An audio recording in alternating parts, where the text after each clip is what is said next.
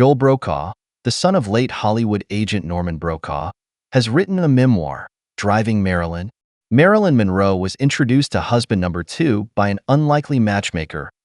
I Love Lucy star. The 25-year-old was dining out with her agent, Norman Brokaw, when William Frawley, who played Fred Mertz in the sitcom, approached them.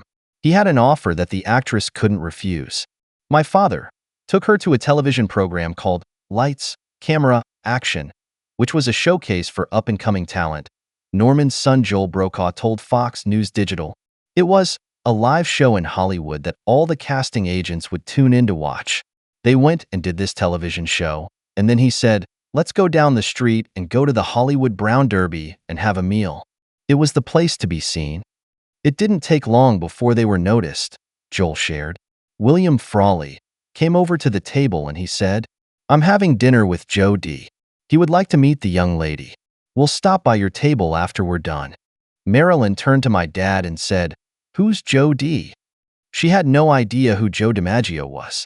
She obviously wasn't a baseball fan. So, he had to give her a quick history of the importance of Joe DiMaggio.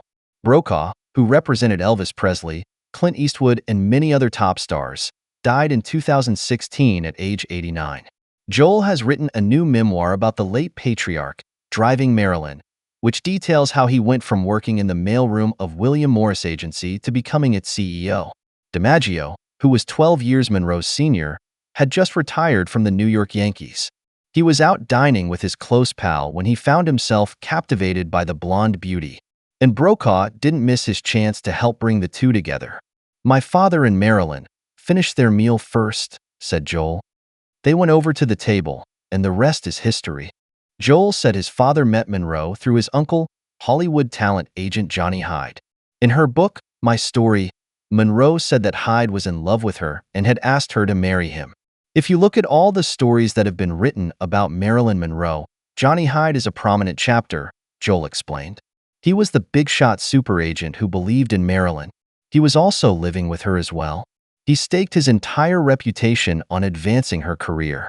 At the time, a lot of the attitudes of his peers were, that's his lover, and she's this year's blonde, Joel shared. A lot of people didn't see anything really special in her. But finally, towards the end of his life, he got her a contract with 20th Century Fox. At that point, my father had just been promoted to be a junior agent. Joel said that Hyde had a very bad heart condition, which prevented him from taking his dream client to functions. That's when Brokaw stepped in. He had to take her to her auditions, which were for $55 a job, SAG minimum, Joel explained. He took her to acting lessons, went to premieres and television shows that she was doing. He got to spend a lot of time with her. From what he told me about her, they really hit it off very well. He really liked her. He thought that she was incredibly intelligent. They just had a great relationship. Hyde passed away in 1950. He was 55. It was in 1952 when Brokaw and Monroe walked over to DiMaggio's table to say hello. DiMaggio and Monroe went on to date for nearly 2 years before getting hitched at San Francisco City Hall in 1954.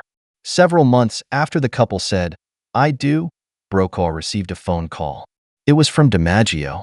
According to the book, Monroe was no longer his client at the time. Joe DiMaggio got a piece of advice from my dad that came at a very crucial time in their marriage, said Joel.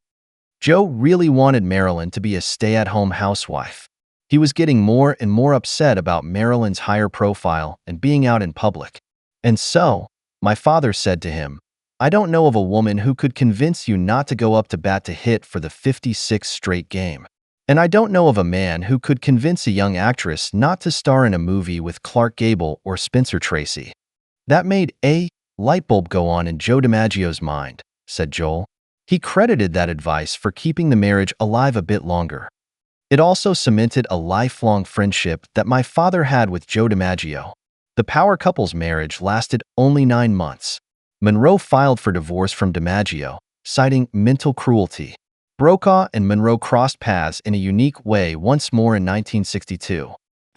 She was a person whom he placed with a lot of his patients to help them handle their day-to-day responsibilities and to have a watchful eye over them, Joel explained.